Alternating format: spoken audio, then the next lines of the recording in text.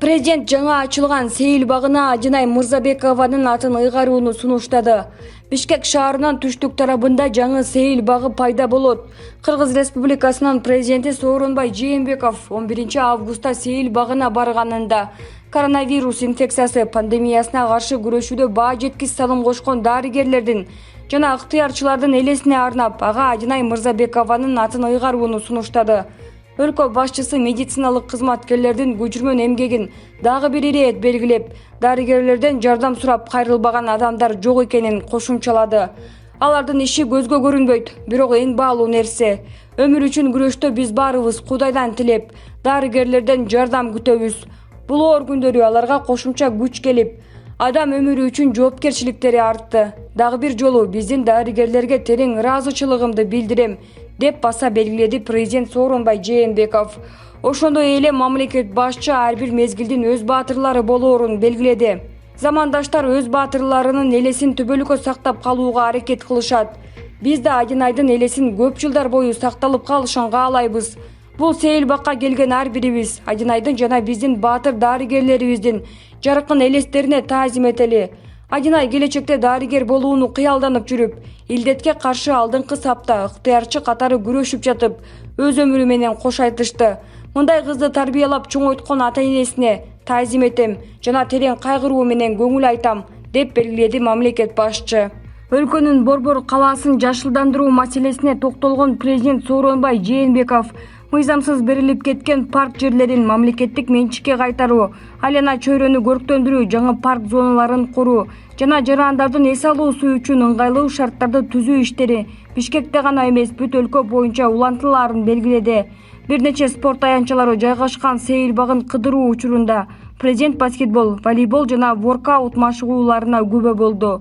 Стрит воркаут федерациясынын өкүлдөрү жакынкы апталарда учурдагы эпидемиологиялык кырдаалды эске алып, саналиптик технологияларды колдонуу менен көрүүчүлөрсүз спорттук мелдештерди өткөрүүнү пландап жатышканын маалымдашты. Алар президентке бул иш-чараны уюштурууга көмөк көрсөтүү өтүнүчү менен кайрылышты. Сооронбай Жээнбеков алардын идеясын колдоп, тийиштүү мамлекеттик органдар тарабынан бул иш-чараны уюштурууга сөзсүз көмөк көрсөтүп, зарыл болгон жардамдар берилээрин белгиледи. Жаңы Сейил баг 8 гектардан ашык аянтты ээлейт. Анда спорт аянтчалары, велосипед жолдору, 300 орундуу амфитеатр жана медпункт жайгашкан. Бүгүнкү күндө бардык жумуштар аяктап, Сейил баг жакын арада пайдаланууга берилет.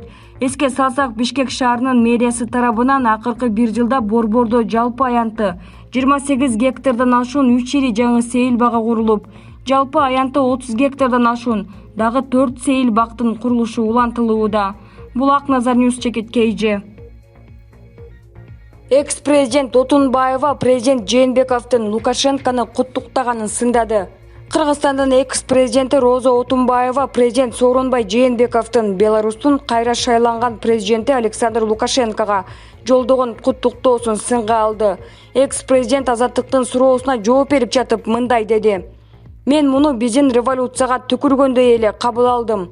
2010 жылы болгон окуяга чыккынчылык кадам катары баалайт элем. 2010 жылы эмне болгонун ушундай деңгээлге чейин унутушту. 7 апрель сайын революцияны жасагандар эмне дээр экен, булар ким экен деп сынап жатышкандарын угуп эле жатабыз. Ушул революциялар бизди артка кетирди дегендерди да угуп жүрөбүз. Кыргызстандын дүйнөдөгү азыркы орду башка республикаларга салыштырмалуу такыр башка мамлекет болуп жатканы биздин жетишкендигибиз. Биз ошол революцияны жасаганыбызга өкүнбөйбүз. Революция туура болгонун дагы бир жолу так даана айтып коет элем." Кыргызстандын президенти Сооронбай Жээнбеков Александр Лукашенкону Беларусь президенти болуп кайра шайланышы менен куттуктаган 4-чү президент болду. Ага чейин Кытай, Орусия, Казакстан куттуктоо жиберген.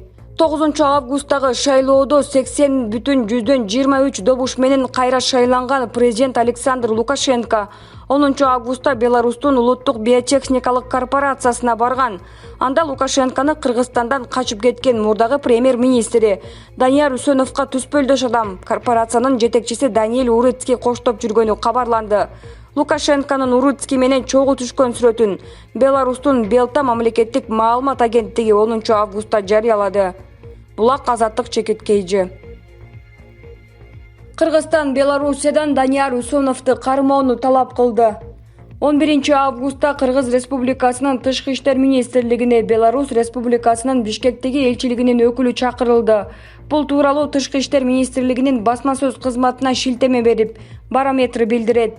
Жолугушуунун жүрүшүндө кыргыз тарап эл аралык издөөдө жүргөн, Кыргызстандын соту тарабынан өмүр бою эркинен ажыратылган мурдагы премьер-министр Данияр Үсеновдун 10 августта мамлекеттик иш-чарада эл алдында жүргөндүгү тууралуу түшүндүрмө берүүнү талап кылды.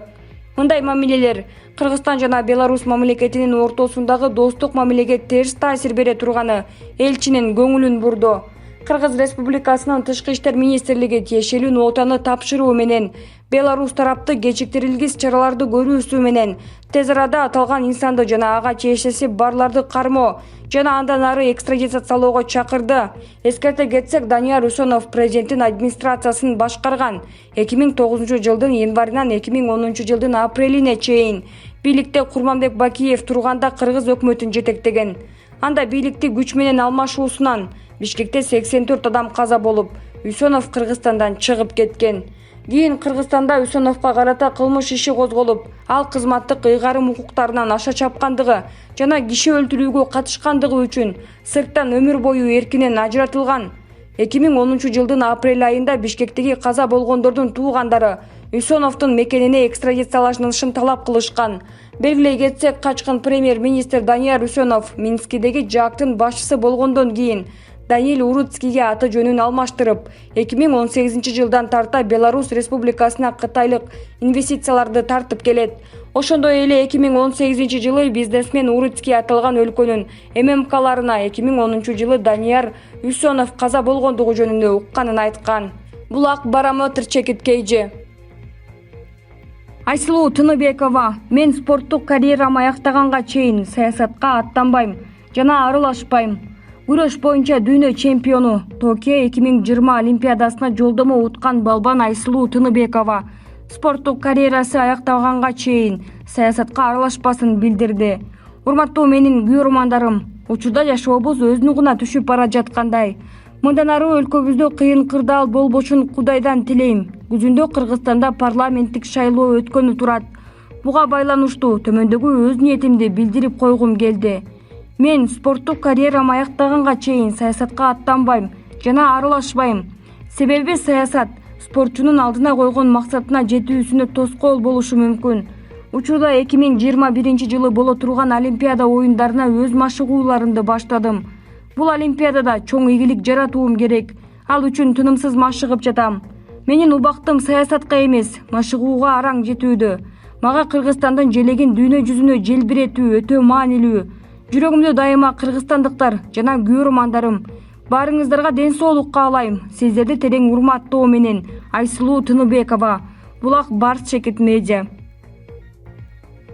Ошто шектүү 8 кишинин биринен күйдүргү аныкталды. Ош облусунун Кара Суу районуна караштуу 9 булак айылынан күйдүргү жуккан деген шек менен ооруканага түшкөн 8 жашоочунун биринен ушул диагноз аныкталды. Бул тууралуу Саламаттыкты сактоо министрлиги Республикалык жугуштуу оорулар борборуна таянуу менен билдирди. Маалыматка караганда, күйдүргү жуккан деген шек менен Ош облустук ооруканасында жаткан бейтаптар дарыгерлердин көзөмөлүндө абалы канааттандырарлык, баарынан тең анализ алынып, Ош облустук чумага каршы бөлүмүнө жеткирилген. Эпидемиологиялык иликтөө 25 июлда 9 булак айылында мал союуга 9 киши катышкандыгын көрсөттү. Этти 9 булакта 23 үй бүлө, 217 киши, Талдык айылындагы 7, 56 киши, Кызыл Байракта 1 үй бүлө, 3 киши, 5 Мойнокто 3 үй бүлө, 12 киши алган. Жалпысынан 285 киши байланышта болгон. Булак Азаттык чекиткейжи. Путиндин кызынын температурасы биринчи уколдон кийин 38ге чейин көтөрүлгөн. Россия Федерациясынын президенти Владимир Путин кыздарынын бири коронавируска каршы россиялык вакцина менен эмделгенин айтты. Бул туурасында 11 августта Интерфакс чекит.ру билдирди. Мен билем, бул вакцина дүйнөдө биринчи жолу расмий каттоодон өткөн коронавируска каршы россиялык вакцина. Силер айткандай аденовирустук векторлордун базасында жасалган. Бирок менин көз карашымда мунун артыкчылыгы адамдын аденовирустук векторлордунун базасында жасалгандыгында турат. Ал так иштеп, антителолук жана клеткалык туруктуу иммунитетти пайда кылат. Муну мен жакшы билем, анткени менин кыздарымдын бири бул вакцина менен өзүн өзү эмдеди. Мен ойлойм, бул жагынан алганда кызым дагы экспериментке катышты, деп айтты Путин өкмөт мүчөлөрү менен болгон жыйында. Орус вакцинасы. Биринчи жолу уколдон кийин кызынын температурасы 38ге жеткенин, эртеси 37ден бир аз ашканын айтты Путин. Болгону ушул. Экинчи жолу эмделип, укол алгандан кийин температурасы кичине эле көтөрүлдү. Анан кайра эле түштү. Өзүн жакшы сезип жатат. Титрлери коронавируска каршы антитела өтө жогору. Владимир Путин, Россия Федерациясынын президенти. Ал коронавируска каршы россиялык вакцина менен эмделген көп адамдарда эч кандай эч нерсе билинбестен, температурасы да көтөрүлбөй, эч нерсе болбогондой эле өтүп кетишкенин белгиледи. Эске сала кетсек, ушул эле жайында Путин дүйнөдө биринчи жолу Россияда коронавируска каршы вакцина каттоодон өткөнүн жарыя кылган. Саламаттыкты сактоо министри Михаил Мурашко ал жыйынды сыноо учурунда вакцина жогорку эффективдүүлүгүн жана коопсуздугун көрсөттү деп билдирген. Булак Абал Чекит, KG.